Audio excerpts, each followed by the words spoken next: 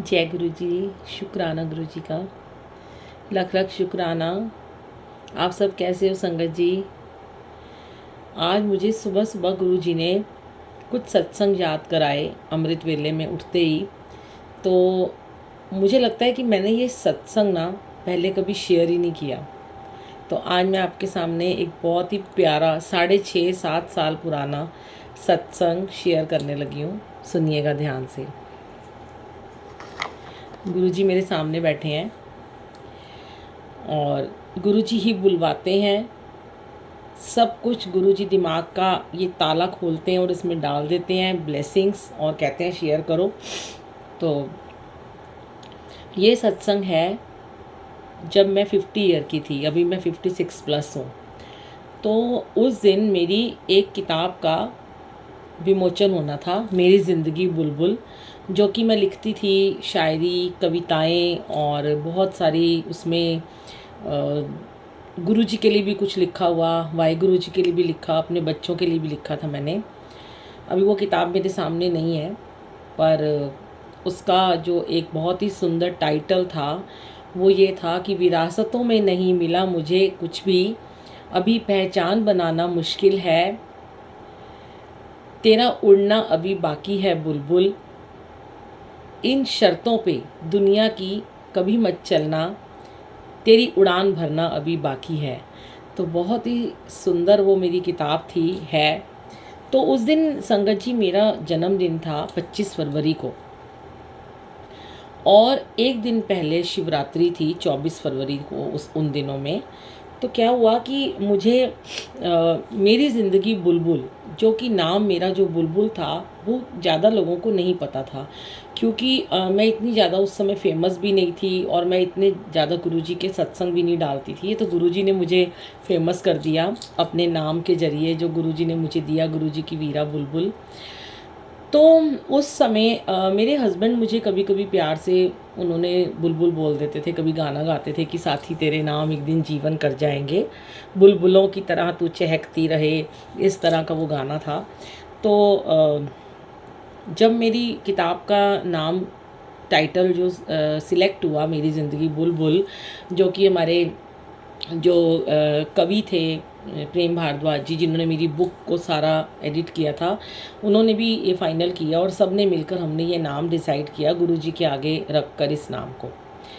तो संगत जी उस दिन एक रात पहले जब मेरा बर्थडे था और मेरी बुक लॉन्च होनी थी, गुरुजी मेरे पता नहीं कितने ही कर्म काट रहे थे। मैं आपको ये थोड़ी सी मैंने भूमिका 2 मिनट की इसलिए पहले बताई है कि आपका जानना ज़रूरी है।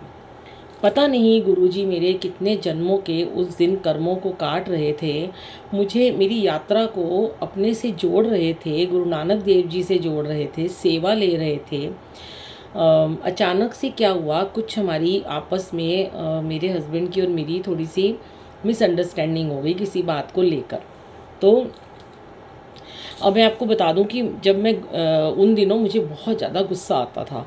तो मैंने पहले भी शेयर किया है कि गुरुजी ने मेरा गुस्सा एकदम ख़त्म किया, और मैं गुस्से में कुछ भी कर लेती थी, मतलब मुझे अच्छे बुरे की बिल्कुल समझ नहीं थी, लेकिन वो भी गुरुजी ही शायद ठीक कर रहे थे। उस दिन के बाद मेरा गुस्सा ख़त्म कर रहे थे वो।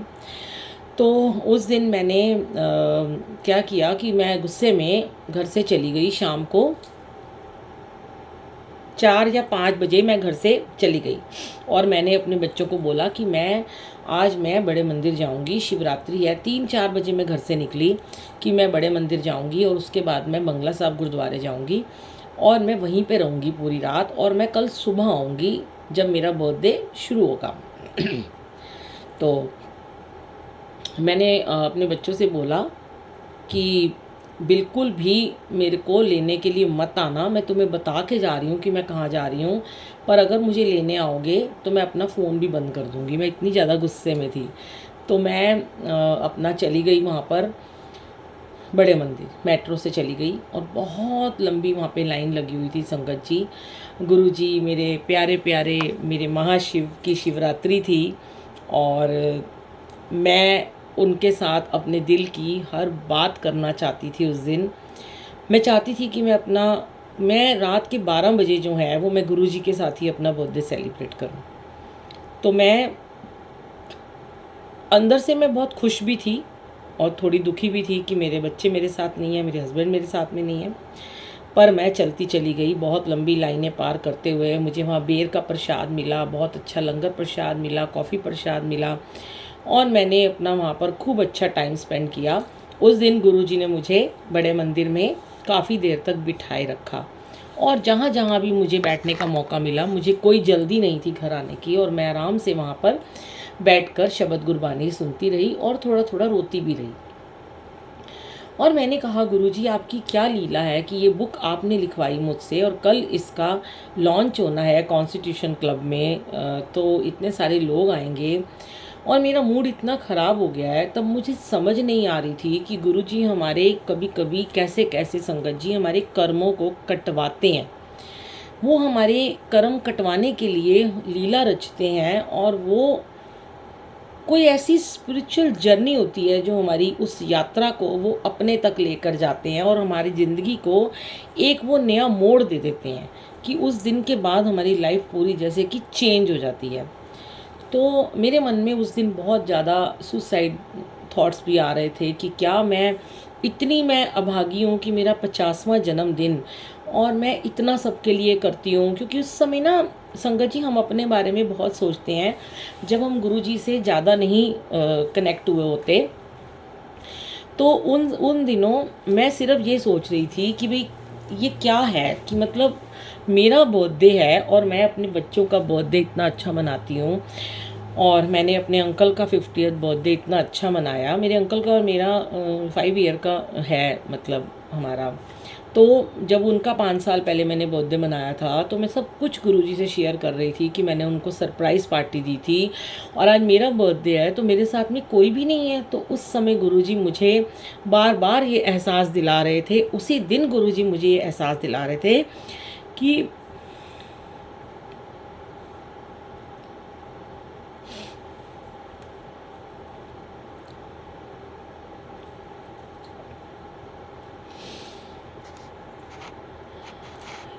इस दुनिया में,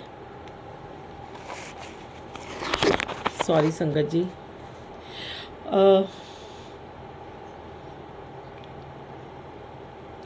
थोड़ी सी इमोशनल हो गई हूँ मैं।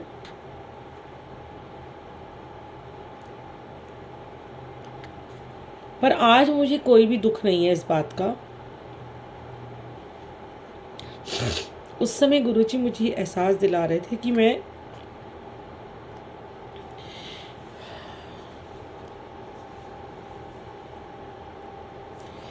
क्यों दुनिया में इतनी ज़्यादा खोई हुई हूँ, और मैं क्यों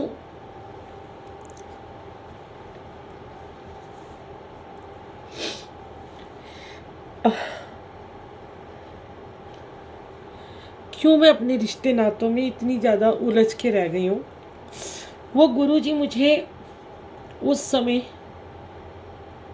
तोड़ रहे थे, मुझे थोड़ा विरक्ति की ओर लेकर जा रहे थे, मुझे और अपने से कनेक्ट करना चाहते थे लगता है, और मुझे सिमरन से जोड़ना चाहते थे, और मुझे अमृत वेले से जोड़ना चाहते थे। वो मुझे वो बताना चाहते थे कि मैं तुम्हारा अपना हूँ,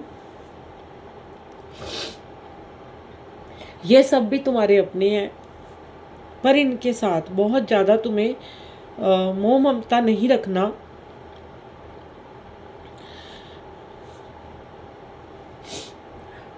इस सब को एक ड्यूटी समझ के आपको पूरा करना है,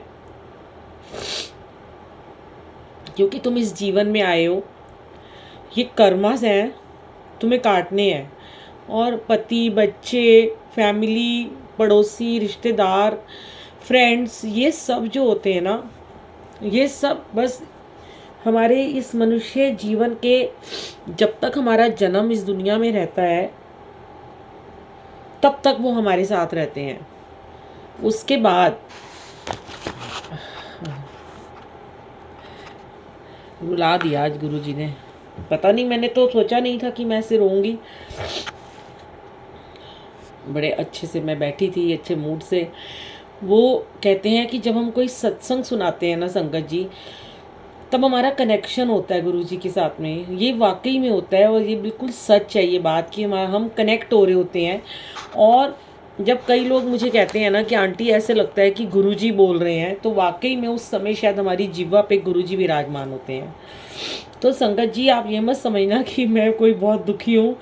मेरे बहुत अच्छे हस्बैंड हैं, मेरे बच्चे बहुत अच्छे हैं, मुझे बहुत प्यार करते हैं और बहुत मुश्किल है उनके लिए भी अकेले रहना। लेकिन मैं वो सत्संग आपको इसलिए सुनाना चाहती हूँ कि सत्संग के जरिए हमें आंसर मिलते हैं कि जो हम अपनों में, हम अपने रिश्तेदारों में, अपने बच्चों में, अपने घर में इतना खो जाते हैं कि जिन लोगों को, जो लोग मुझे ये कहते हैं कि हमें सिमरन करने का समय नहीं मिलता। मैं भी पहले ऐसी थी, मैं अपना स्टूडियो चलाती थी, आप सबको पता है, और मैं अपनी बहुत ज़्यादा मीडिया में रहती थी। गुरु जी उस रात मेरी सफाई कर रहे थे, मेरी बॉडी की पूरी क्लीनिंग कर रहे थे वो अपने पास मुझे बिठाकर। और जब मैं वाहिगुरु जी से, गुरु नानक देव जी से कनेक्टेड हूँ, तो उन्होंने जब वहाँ का उनका काम ख़त्म हो गया, उन्होंने जब मेरे को बहुत, मेरी नेगेटिविटी को निकाला, जैसे आज मेरी नेगेटिविटी आंसुओं के ज़रिए निकली है, तो उस समय भी मेरे आंसुओं के ज़रिए उन्होंने मेरी नेगेटिविटी को बाहर निकाला था। मुझे समझ में नहीं आ रहा था कि वहाँ भी मुझे इतना रोना क्यों आ रहा है। तो क्योंकि उलझी हुई थी ना अपने में कि मेरा जन्मदिन है, मेरे साथ कोई नहीं है। तो फिर मेरे को ये लग रहा था कि बाकी तो जन्मदिन आते ही रहेंगे, लेकिन 50वां तो 50वां ही होता है। तो वो बहुत सारी मैंने प्लानिंग करी हुई थी। तो कहते हैं ना, जब हम प्लानिंग तो 100 बरस की इंसान करता है, पर घड़ी का पता नहीं है। तो संगत जी, वो उस प्लानिंग में मेरे साथ बहुत सारी मेरी भावनाएं जुड़ी हुई थी और मैं बहुत एक्साइटेड थी। कहते हैं जब हम बहुत ज़्यादा एक्साइटेड हो जाते हैं ना, तो हमें गुरुजी ना, एक बारी मैंने अभी यहाँ पे सुना, अमेरिका में एक सत्संग था, तो आंटी हंसकर बोल रही थी कि जितनी हमारी ज़्यादा तारीफ़ें होती हैं उतनी हमें गुरुजी की जुतियाँ भी पड़ती हैं। तो ये बात बिल्कुल सच है कि गुरुजी अपनी जुत्ती हमेशा तैयार रखते हैं हमें मारने के लिए, और हमें वो जुतियाँ खाने के लिए ना तैयार रहना भी चाहिए, हमें उन जुतियों से डरना नहीं चाहिए। तो गुरुजी मुझे उस दिन शायद जुतियाँ मार मार के समझा रहे थे कि नहीं, तूने अब उस दुनिया में नहीं उलझना, तेरी अब एक अलग ही यात्रा में शुरू करने वाला हूँ। तो वहाँ से जब मैं अपना लंगर प्रसाद करके, और मैं किसी से मैं सोच रही थी कि मैं वापस कैसे जाऊँगी। आपने ये सत्संग मेरा कभी नहीं सुना होगा। तो मैं उस दिन ये सोच रही थी कि मैं वापस कैसे जाऊंगी, और मैं किसी से गाड़ी में लिफ्ट लूँगी। यहाँ तो 11 बज चुके हैं और मुझे बंगला साहब भी पहुँचना है, 11:30 बज गए हैं। डर भी लग रहा था क्योंकि इस तरीके से अकेली कभी नहीं निकली थी। मेरे बेटे का मुझे कई बार फ़ोन आया, मेरी बेटियों का आया कि घर आ जाओ। मैंने कहा नहीं, अब मुझे कॉल मत करना। और उसके बाद एक मुझे हमारे जानकार हैं, एक मेरे देवर के दोस्त हैं, बिट्टू अंकल हैं, वो उसके जो एक कोई बहन थी, वो और कोई उनके रिलेटिव कौन थे पता नहीं, मुझे याद नहीं है, वो लोग मुझे वहाँ पे मिल गए। तो मैंने उनसे कहा कि ऐसे ऐसे, उन्होंने कहा आप अकेले आए हो? मैंने कहा हाँ जी। तो उन्होंने कहा कि कैसे जाओगे? तो मैंने बोला मुझे तो ना बंगला साहब जाना है, अभी मुझे घर नहीं जाना, मेरा बर्थडे है, मुझे वहाँ पे सेलिब्रेट करना है और यहाँ पे भी करना है। तो कहने लगे, गुरुजी ने जैसे कई सालों के बाद उनको मेरे सामने ला खड़ा कर दिया, और उन्होंने मुझे ये बोला, मुझे उनका नाम भी याद नहीं है, उन्होंने मुझे बोला कि अरे भाभी, हम भी बंगला साहब ही गुरुद्वारे अभी जा रहे हैं। वाह, अंधा क्या मांगे दो आँखें। मुझे तो जैसे सवारी के लिए गुरुजी ने गाड़ी भेज दी मेरे लिए। तो और उन्होंने मुझे अपनी गाड़ी में बिठाया और हम सब बंगला साहब चले गए। और जैसे ही हम बंगला साहब पहुँचे, अभी 12 बजने में कुछ टाइम बाकी था, तो संगत जी मैं बड़ी खुश हुई। मैंने वहाँ पर अरदास की और मैंने उनको बोला कि आपकी सेवा यहीं तक थी, अब आप अपना चले जाओ। उन्होंने कहा आप घर नहीं जाओगे? मैंने कहा नहीं, आज ना मैं यहीं रुकूंगी, मैं सेवा करूंगी बंगला साहब में, और सुबह यहाँ पे पाठ करूंगी अमृत वेले का, फिर मैं घर जाऊंगी। तो क्योंकि मैं अपने अंकल को गुस्से में बोल चुकी थी कि मुझे कॉल मत करना, वो तो कर ही नहीं रहे थे डर के मारे कि ये मुझे कुछ उल्टा सीधा ना बोल दे, जबकि उनकी कोई गलती भी नहीं थी और छोटी सी बात थी। कहते हैं ना, जब छोटी सी बात को भी हम दिल से लगा लेते हैं तो वो कोई बहुत बड़ा हमारे लिए एक रास्ता खुलने वाला होता है। संगत जी, मैं आपको क्या बताऊँ कि मेरे लिए उस दिन गुरुजी कौन कौन से रास्ते खोल रहे थे। मैं इतनी बड़ी हो गई, मैं कभी बंगला साहब में नहीं रुकी। मेरा बड़ा मन करता था कि मैं किसी दिन वहाँ पर किराए पे कमरा लेकर एक दिन बंगला साहब में रुकूं और सेवा करूं, सोचती रहती थी मैं। तो उनको मैंने बोला अच्छा अब अलविदा, आप जाइए, आपकी सेवा यहीं तक थी। उन्होंने कहा पक्का? मैंने कहा हाँ जी। तो वो चले गए। अब मैंने वहाँ पे सरोवर के किनारे अपना चक्कर लगाया, थोड़ा हाथ पैर मुंह धोए और उसके बाद मैं गुरुद्वारे के अंदर आके बैठ गई। तो जैसे ही 12 बजे मेरे बच्चों के मैसेज आ रहे थे और मैं गुरुद्वारे के अंदर तो फ़ोन ही नहीं उठा रही थी, तो मैंने उनका फ़ोन नहीं उठाया। मैंने अपना पूरा 12 बजे श्री गुरु नानक देव जी, गुरु ग्रंथ साहिब जी के आगे मत्था टेका और उनसे विश ली और उनको भी यही बोला कि मेरे लिए जो अच्छा हो वो करना, मेरा मन थोड़ा शांत कर दो। वहाँ पे मैंने ये बोला कि मेरा मन शांत कर दो, क्योंकि गुरुजी मुझे तब तक मेरे को प्यूरिफाई कर चुके थे। तो उसके बाद फिर मैं अपना बाहर आ गई और जब मैं बाहर आई तो वहाँ पर अभी लंगर प्रसाद चल रहा था, तो मुझे थोड़ी सी भूख लग गई। तो मैंने फिर से लंगर प्रसाद थोड़ा सा चखा, भोग अपना खाया और मैं वहाँ पे ऑफिस में गई नीचे उनके। तो उनको मैंने बोला कि मुझे यहाँ पे रूम चाहिए। तो उन्होंने बोला यहाँ पे तो कोई रूम ही नहीं है। तो मैंने बोला कि मेरे को आज रात को यहीं पे रहना है और मुझे सेवा भी करनी है और थोड़ी देर मैं सोऊंगी। तो उन्होंने कहा यहाँ कोई ऐसे कमरा नहीं मिलता। मैंने कहा जितने पैसे लेने हैं ले लो। उन्होंने कहा नहीं, यहाँ पर ना बेटा सारे कमरे फुल हैं, संगत आई हुई है बाहर से, शायद सैटरडे था, पता नहीं कौन सा दिन था। तो बहुत लोग आए हुए थे उस दिन, पूरा भरा हुआ था गुरुद्वारा। तो उन्होंने कहा कि आप ना जो हॉल है ना हमारा, जिसके अंदर बेड लगे होते हैं 20-25, वहाँ पे एक बेड खाली है, वो ले सकते हो। मैंने कहा चलो वही दे दो आप मुझे, थोड़ी देर तो मैं सोऊंगी। तो इतना कहकर मैंने अपने बेटे से बात करी फ़ोन पे बाहर आकर और उसने बोला आप ठीक हो? मैंने उसको कहा हाँ, मैं मंदिर से होके आ गई हूँ, मैं यहाँ पे सेवा करूँगी और यहीं सो जाऊँगी और सुबह अपने आप घर आ जाऊँगी, तुम चिंता मत करो। अब बच्चे भी कुछ नहीं बोले, छोटा था उस समय, वो बहुत ज़्यादा मुझे बोल भी नहीं पाया। बेटियों से भी बात कर ली, मैंने अपने हस्बैंड को फ़ोन नहीं किया था तो, और ना ही उनका आया था। तो मैं और ज़्यादा मुझे गुस्सा आ रहा था कि उनका कोई फ़ोन नहीं आया, कोई मैसेज नहीं आया, ऐसे करके मैं बहुत परेशान हो रही थी। लेकिन वो परेशानियाँ जो थी वो कहीं रास्ते खोल रही थी। मैंने आपको बार बार यही बोल रही हूँ कि नए रास्ते मेरे खुल रहे थे। अब उसके बाद संगत जी मैंने हाथ मुंह धोकर फ़ोन को अपना बंद किया और मैं ऊपर वाले फ्लोर पे गुरुद्वारे के बंगला साहब के चली गई। वहाँ पर मैंने उनको बोला कि मुझे सेवा करनी है। तो उन्होंने बोला यहाँ अपने आप सेवा करो, यहाँ कोई किसी को नहीं बोलता, वो झाड़ू पड़ा लगा दो। हर कमरे में ऊपर गुरु ग्रंथ साहिब जी रखे हुए थे और मैंने झाड़ू लिया और मैंने कारपेट पे लगाना शुरू किया। जो उसकी वो थी रेलिंग वाली गैलरी थी। करते करते करते करते मैं बहुत थक गई। मैंने बहुत देर तक वहाँ झाड़ू लगाया, फिर मैंने वहाँ पाठ सुना और मैं काम करती चली गई, मतलब सेवा करती चली गई। फिर मैंने थोड़ी देर नीचे आके नीचे भी सफाई करी, धुलवाया, बर्तन भी थोड़े धोए। तो जब मैं खूब अच्छे तरह से थक गई सेवा करके, तो उस समय मुझे लगा कि मैं थोड़ी देर सो जाती हूँ। तो इतने में क्या वो देखा कि 2:30 बज गए हैं और 2:30 बजे वहाँ पर वो गुरु ग्रंथ साहिब जी का प्रकाश 3 बजे होना, सफाइयाँ होनी शुरू हो गई हैं। तो मैं फिर वहाँ पर भी चली गई और मैंने वो भी सारा अपना अटेंड किया। पाठ हुआ, उसके बाद मैंने पाठ किया जपजी साहब का, वहीं बैठ के मैंने गुटके श्री सुखमनी साहब जी का पाठ किया और उसके बाद मुझे नींद आनी शुरू हो गई। तो मैं उस रूम के अंदर आ गई।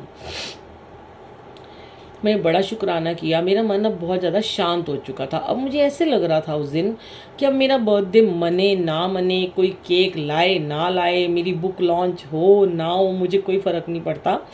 मुझे गुरुजी ने एक तरह से ऐसे काट दिया था दुनिया से कि मतलब मुझे विरक्त कर दिया था एक तरह से कि अब तेरे साथ सिर्फ मैं हूँ। तो सिर्फ मतलब वो ये भाव डाल रहे थे कि बस मैं ही हूँ। गुरुजी कह रहे थे मेरे लिए ही सब कुछ करना है तूने, मेरे लिए लिखना है, मेरे लिए तूने बोलना है, जो भी तूने करना है, तेरा और मेरा रिश्ता रहेगा, हमेशा रहेगा, वो कभी नहीं टूटेगा। तो मैं जाके जब सोने लगी तो उस समय शायद 5 बज चुके थे। मुझे लगा मैं 2 घंटे सो जाती हूँ क्योंकि अगले दिन फिर फंक्शन था। तो अब ये भी मन में आ रहा था कि इतना गुस्सा चढ़ गया होगा मेरे हस्बैंड को कि लगता है आज का फंक्शन ही पोस्टपोन्ड हो जाएगा और मुझे लग रहा था कि मेरी बुक आज लॉन्च नहीं होगी। तो मैंने, हालांकि मैंने वो जो हमारे राइटर, जो मेरे कवि थे, जो हमारे माननीय कवि महोदय जिन्होंने ये सारा करना था, तो मैंने उनको भी वैसे मैसेज करके बोल दिया था कि शायद आज हमारी बुक लॉन्च नहीं होगी। तो उन्होंने मुझे समझाया कि ऐसे इतना गुस्सा नहीं करते, आप घर जाओ, आपका जन्मदिन है, अच्छे से अपने परिवार के साथ आप मनाओ और अपना शाम को समय पे वहाँ पे पहुँचो, इतना गुस्सा अच्छा नहीं होता बेटा। तो मैं सोने गई तो संगत जी वहाँ पे एक बच्चा मेरे पड़ोस वाले बेड पे इतना रो रहा था, इतना रो रहा था कि मैं अपने कान बंद करने को मजबूर हो गई और वो चुप ही ना हो। ये भी मेरे कर्म कट रहे थे कि मुझे सोने भी नहीं दिया गुरुजी महाराज ने, वाहिगुरु जी ने। उसके बाद जैसे तैसे करके 6:30 बजे मैं वहाँ से अपने घर के लिए निकली। अब मैं घर आई तो घर में बहुत शांति थी, सब सो रहे थे। मैं चुपचाप घर आई और मैंने आकर मैं भी आकर थोड़ी देर के लिए सो गई। अब शाम को मेरे बच्चों ने बोला कि ऐसे ऐसे जाना है, तो मेरे हस्बैंड की और मेरी कोई बात नहीं हुई थी, तो बस वो रेडी हो गए थे और मैं अपना बुक लॉन्च के लिए मैं चल दी सबके साथ में। अब वहाँ पे मुझे लगा, मैंने कहा कि बताओ कि बच्चे भी ऐसे हो रहे हैं कि पापा की साइड ले रहे हैं, मेरी साइड सिर्फ मेरा बेटा ले रहा था, और जो मेरी दोनों डॉटर थी वो भी पापा की, मतलब उस तरीके से थी कि वो मुझसे कम ही बात कर रही थी। तो मैंने सोचा कि देखो मैं कितनी उतावली रहती हूँ सबका बर्थडे मनाने के लिए, और मेरा बर्थडे आज किसी को कोई एक्साइटमेंट ही नहीं है। फिर मुझे गुरुजी ने फिर रात वाली कहानी याद दिलाई कि तुझे मैंने समझाया था ना कि बस सब कुछ करना है लेकिन सबसे विरक्त होकर करना है। तो शुक्राना गुरुजी का।